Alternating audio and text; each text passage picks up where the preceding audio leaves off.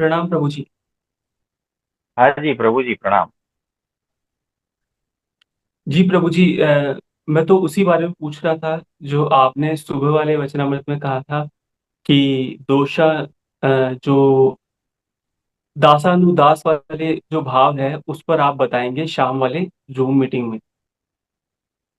हाँ जी, तो देखो दासानुदास यानी जो भगवान का दास है उसका मैं दास हूँ।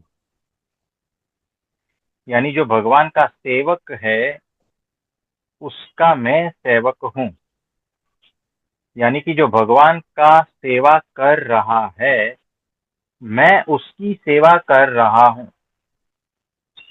यानी जो मेरे गुरु का सेवक है मैं उसका सेवक हूँ। यानी कि मेरे गुरु की जो सेवा कर रहा है वो जो उसका भक्त है मैं उसका भक्त हूँ। मैं उसकी सेवा कर रहा हूँ। ये समझ में आ गया?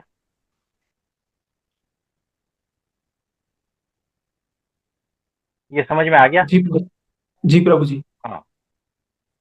देखो अभी हम एग्जाम्पल से समझते हैं। जब हम पीएसएम में सेवा करने के लिए गए थे तब हम पूरा दिन भर में 350 पेशेंट को चेक करते थे और उनको दवाई वगैरह देते थे और दिन भर पूरा कंटिन्यूस खड़ा रहना पड़ता था। तो ये जो 350 पेशेंट कौन थे? ये मेरे गुरु के शिष्य थे।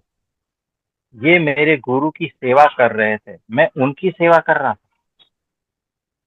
अगर मेरे गुरु की सेवा करते करते उनको शरीर में कुछ तकलीफ होती है तो मैं उनकी सेवा करता था। आप समझ रहे हो? भगवान के दास का दास, गुरु के सेवक का सेवक। आप समझ रहे हो यानी क्या हुआ?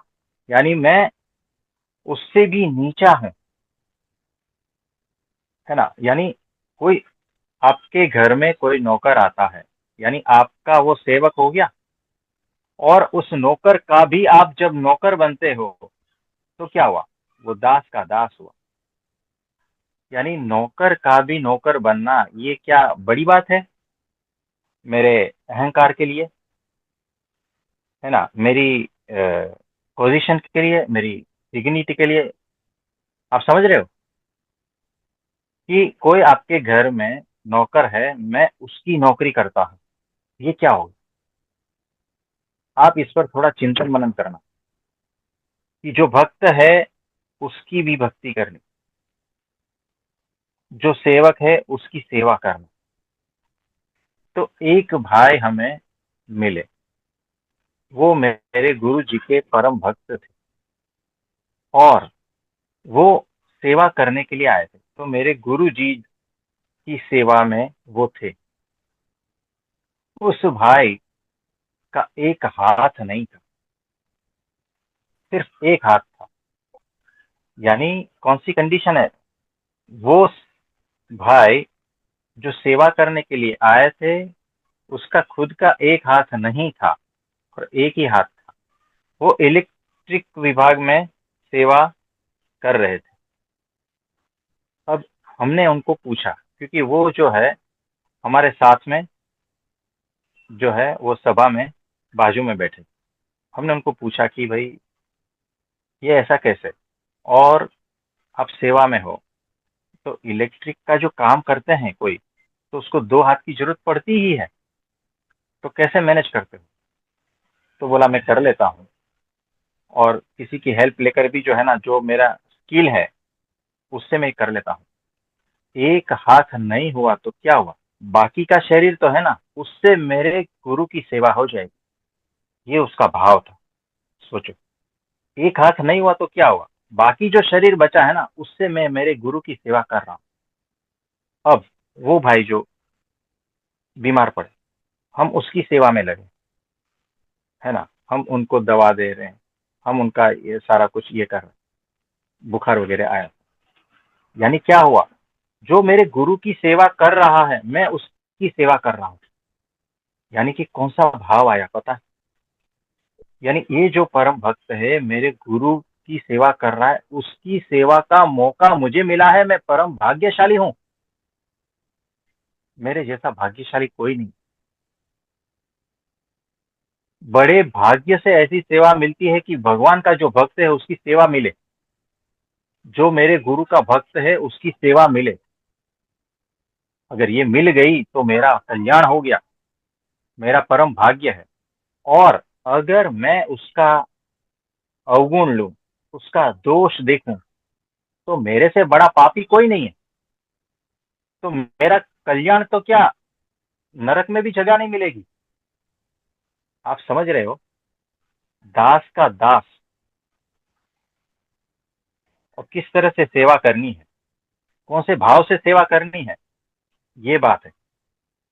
दूसरा एक एग्जांपल लेते हैं कि एक भाई आए और 6 महीने के लिए आए थे सेवा में। मेरे गुरु का जो शिष्य है वो 6 महीने के लिए गुरु की सेवा में आया। उसका घर का कंडीशन, हमने बातचीत की तो उसका घर का कंडीशन ऐसा था कि प्लास्टर नहीं था, दीवार सिर्फ मिट्टी के वो जो रहते हैं ना, उस टाइप का, कहीं ईंट है कहीं ये सारा कुछ, उस तरह से, यानी गरीब था। और भाड़े पे रहता था, और उसके पास गैस सिलेंडर दो थे, दो। और जो छोटे मोटे बर्तन वगैरह सब रहेंगे, पति पत्नी दो ही थे। तो उसने क्या किया, पत्नी को कहा कि मैं मेरे गुरु की सेवा करने के लिए जा रहा हूँ 6 महीने के लिए, और अब भाड़ा भी भरना है, और जो खाना पीना भी करना है। अगर मैं चला जाऊंगा तो आगे पीछे जो बचत है उसका कुछ नहीं, और इनकम जीरो हो जाएगी। 6 महीने के लिए कोई काम धंधा छोड़कर जाता है सेवा में, तो 6 महीने का एडजस्टमेंट कैसे होगा? 6 महीने का खाना पीना और 6 महीने का किराया, इसका क्या करोगे? एडजस्ट करना पड़ता है ना। अगर आप अपने गुरु की सेवा में जा रहे हो, तो वो भाई ने जो है ना, 2 सिलेंडर में से एक सिलेंडर बेच दिया। 2,000 के आसपास कुछ पैसा आया हो, उसकी पत्नी को दिया, और इसमें से तू चला ले। और भाड़ा का जो है मालिक से बात किया कि थोड़ा मैं बाद में दूंगा, थोड़ा अभी दे देता हूँ, और इस तरह से कुछ जुगाड़ करके वो आ गया सेवा। ऐसे भक्त जो है ना, कम मिलते हैं, जो सारा कुछ दाव पे लगाकर गुरु की सेवा करते हैं। ऐसा भक्त ऊंचा होता है, याद रखना। और ऐसे ऊंचे भक्त की मैं सेवा कर रहा हूं, उसका मौका मुझे मिला है। क्योंकि 80,000 ऐसे सेवक थे, 80,000। तो सबके सब बीमार जब पड़ते थे, तो मेरा जो सेटअप था दवा खाने का, वहां से ही दवा लेते थे। क्योंकि उस वक्त जो है ना, शुरुआत में दो ही जगह पे वो सेंटर था, एक में मैं था और दूसरे में एक दूसरे डॉक्टर थे। तो इस तरह से जो है वो सेवा कार्य चलता था। सोचो, यानी मुझे ऐसे ऐसे भक्तों की सेवा करने का मौका मिला, मेरा परम भाग्य। मेरे दोष जो भी है खत्म हो जाते हैं, या जो भी कुछ कृपा बननी है वो उनकी दुआओं से बन जाती है, उनकी प्रार्थना से बन जाती है, उनके आशीर्वाद से बन जाती है। तो भक्तों की सेवा करोगे तो भगवान राजी होते हैं कि मेरे भक्तों की सेवा जो कर रहा है उसका तो कल्याण हो ही चुका। आप समझे? इसीलिए दास का दास, सेवक का सेवक। अब सोचो, ऐसे भक्तों का मैं अगर दोष देखूं, तो मेरे से बड़ा पापी कोई नहीं है। रावण छोटा पड़ता है, उतना बड़ा पापी मैं हूं। और उसका फल क्या है? अनंत जन्म तक नरक। आप समझ रहे हो? तो इसीलिए हम कह रहे हैं कि दोष दृष्टि को यहां से निकाल दो तो ही अध्यात्म में आगे बढ़ोगे। तो सबसे प्रथम जो है ना, निर्दोष बुद्धि, वो जब तक क्रॉस नहीं करते हो ना, आप आगे बढ़ ही नहीं पाओगे। तो दोष दृष्टि को हटाना है, दोष देखता ही नहीं है। अहो भाग्य मेरे कि ऐसे परम भक्तों की सेवा मिली। वहां दोष दृष्टि कैसे टिकेगी? जब आप अपने को उस लेवल का समझोगे ना, दास का लेवल, तब अहंकार नहीं रहेगा। आप समझ रहे हो? और जब अहंकार नहीं होता है, तब परमात्मा कृपा कर देता है, मेरे गुरु कृपा कर देते हैं, ये होता है। तो इससे कुछ आइडिया मिल रहा है आपको, दास का दास किस तरह से रहना है। इसमें और कुछ जी प्रश्न प्रभु पूछना जी, चाहते हो? आपने तो नहीं प्रभु जी, आपने तो बहुत अच्छे से समझाया है। और मैं तो कहीं टिकता ही नहीं प्रभु जी, ये जो गुणों के बारे में आपने बताया। और मुझे ये भी पता चल गया कि मुझ में क्या क्या अवगुण है और कैसे मुझे अब इस पे ध्यान देकर उस सुधार करना है। हाँ प्रश्न तो जी। नहीं है प्रभु जी, पर आपने आज बहुत अच्छे से समझाया और ऐसे ऐसे भक्त इनके बारे में बताया। तो हम तो कहीं है ही नहीं प्रभु जी, लाइन में भी नहीं खड़े। इतने महान महान भक्तों के बारे में आज आपने बताया। तो हमने तो सिर्फ दो के बारे में बताया, ऐसे हजारों थे, हजारों थे। तो सोचो, जिस जगह पर ऐसे भक्त इकट्ठा होते हैं ना, आपको आपके आसपास भी ऐसा कोई भक्त देखने को नहीं मिलेगा, सुनने को भी नहीं मिलेगा।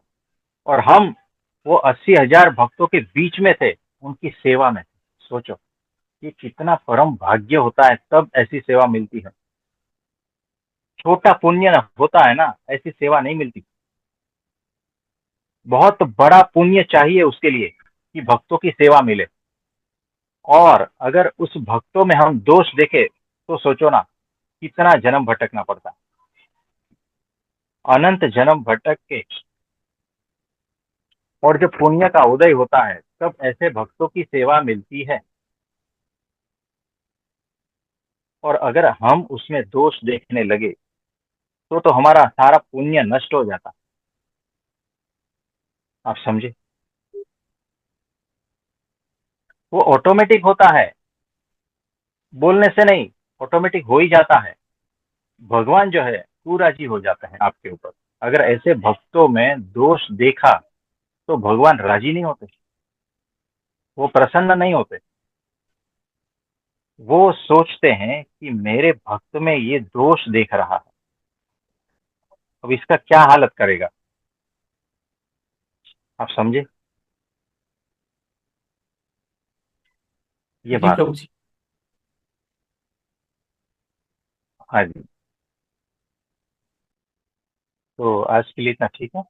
आप सभी को मेरा नमस्ते, प्रणाम।